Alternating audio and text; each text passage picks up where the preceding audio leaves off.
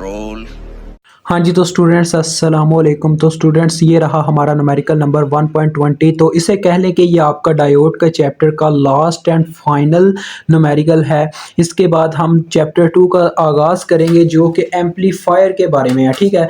तो उसमें आपने ट्रांजिस्टर को बहुत ही अच्छे तरह से समझना, बिकॉज ट्रांजिस्टर अगर आपका छूट गया तो आगे फिर हम कुछ नहीं कर सकेंगे। तो आपने एक एक कंसेप्ट को अच्छी तरह से समझ लेना है, ठीक है। तो चले आए इस न्यूमेरिकल को करते हैं।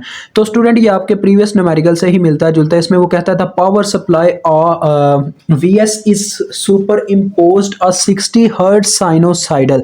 अब ये मुझे फ्रीक्वेंसी का जिक्र क्यों कर रहा है यहाँ पे, मतलब कि वो मुझे फ्रीक्वेंसी के बारे में क्यों बता रहा है। तो इसकी वजह स्टूडेंट एक ही है, ये हमें स्मॉल वी दिखाई दे रहा है, ये जो वोल्टेज है, वोल्टेज सोर्स है, ठीक है। तो इससे पता चलता है ये एक एसी वोल्टेज सोर्स है, ठीक है। इसका मतलब ये एक एसी वोल्टेज सोर्स है जिसकी पीक वैल्यू, मतलब कि जो मैक्सिमम इसके वोल्टेज है वो है 1 वोल्ट। तो ये उसने उसकी पीक वैल्यू दी हुई है। अगर वो पीक वैल्यू दे रहा है तो इसका मतलब पीक वैल्यू देने के पीछे भी कोई ना कोई मतलब की वजह होगी। आगे वो कहता है calculate the value of VD peak, यानी कि वीडी की वैल्यू पीक में फाइंड आउट करनी है। यही वजह थी उसने मुझे पीक वैल्यू दी, क्योंकि स्टूडेंट अगर आप सप्लाइड वोल्टेज की सिंपल वैल्यू डालोगे ना, डीसी सोर्स से हमेशा डीसी वोल्टेज ही फाइंड आउट हो सकते हैं, और एक एसी वोल्टेज सोर्स से हमेशा एसी वोल्टेज ही फाइंड आउट होंगे। अभी आपको ये बात समझ में नहीं आएगी, लेकिन जब आपका लेवल हायर होगा आपको पता चल जाएगा। तो उसके लिए उसने मुझे आर की वैल्यू दी हुई है 10 किलो ओम, और आई की वैल्यू जो मतलब कि इसमें करंट फ्लो कर रहा है इस सर्किट के अंदर, इसकी वायर के अंदर, यहाँ पे मैंने मेंशन नहीं किया, वो है आई, उसकी वैल्यू है मेरे पास 0.93 मिली एम्पेयर, ठीक है। तो स्टूडेंट अब यहाँ पे बात क्या है जी, अब बात एक ही है कि मैं अगर वीडी को मालूम करना चाहता हूँ तो सिंपल सी बात है, मैं यहाँ पे तो क्या कर सकता हूँ जी, वोल्टेज डिवीजन रूल लगा सकता हूँ, और यहाँ डायरेक्ट ओहम्स लॉ भी लगा सकता हूँ। वो कैसे जी, क्योंकि आरडी में ये करंट यहाँ पे फ्लो कर रहा है और आरडी के क्रॉस ही ये वोल्टेज एग्जिस्ट करते हैं, तो इसके पॉजिटिव पोल में जा रही है करंट, तो ये फार्मूला बनेगा VD is equal to I D R D. लेकिन हम इस तरह से नहीं करेंगे, उसमें अभी एक मतलब मसला आ रहा है कि मुझे आर डी की वैल्यू फाइंड आउट नहीं है। देखिए कहीं पे भी क्वेश्चन के अंदर इस आर डी की वैल्यू का जिक्र नहीं है। तो यही चीज मैंने आपको थीसिस के अंदर बताई थी कि आर डी का जो हमारे पास फार्मूला होता है वो होता है thermal voltage divided by diode current, मतलब कि जो करंट उसमें से फ्लो कर रहा होता है वो वाली करंट।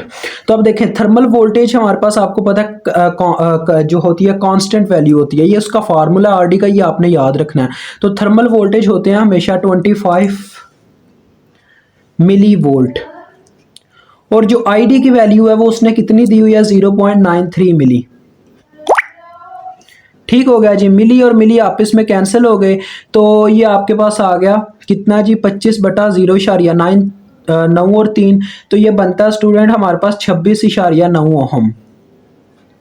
तो अब आर डी तो हमें फाइंड आउट हो चुका है, अब हम फाइंड आउट करना चाहते हैं वीडी को। तो देखें मैं दोनों तरीकों से करूंगा। वीडी का पहले नंबर पे, अब यहाँ पे स्टूडेंट एक चीज का मसला आता है, पता है क्या, अगर मैं इन दोनों को डायरेक्ट मल्टीप्लाई करवाऊंगा ना तो मेरे पास जो वैल्यू आएगी वो पीक वैल्यू नहीं होगी, वो सिंपल वैल्यू होगी। और अगर मैं क्या करता हूँ जी, यहाँ पे ओहम्स लॉ लगाता हूँ और इसकी पीक वैल्यू पुट करता हूँ वीएस की, तो फिर मुझे इसकी वैल्यू जो मिलेगी वो पीक होगी। तो इसी वजह से हम यहाँ पे वोल्टेज डिवीजन रूल लगाते हैं।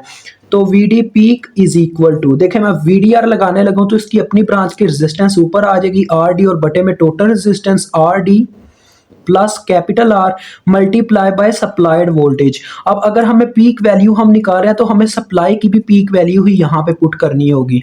समझ आ रही है ना।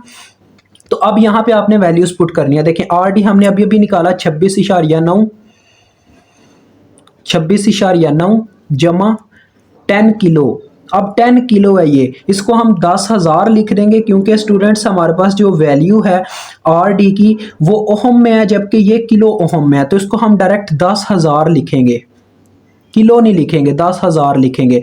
Multiply by V S peak, peak उसने कितनी वैल्यू दी थी, उसने बताया था कि मुझे 1 वोल्ट पीक वैल्यू है, तो 1 वोल्ट इसकी वैल्यू है 1 वोल्ट।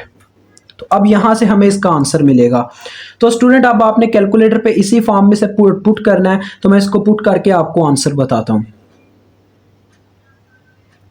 तो जी तो स्टूडेंट इसका आंसर हमारे पास आ गया 2.68 मिली वोल्ट।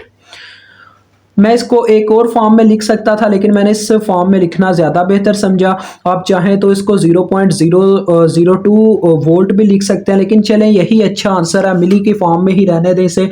तो इस तरह से हमारा स्टूडेंट यहाँ पे इस चैप्टर का इख्तिताम होता है। इंशाल्लाह मिलेंगे नेक्स्ट चैप्टर के साथ ईडीसी के, और दूसरे कोर्सेज में भी आपसे मुलाकात होगी। तो हमारी इस चैनल की फैमिली का हिस्सा बनने के लिए सब्सक्राइब के बटन को पुश कर दें और बेल आइकन को क्लिक कर लें।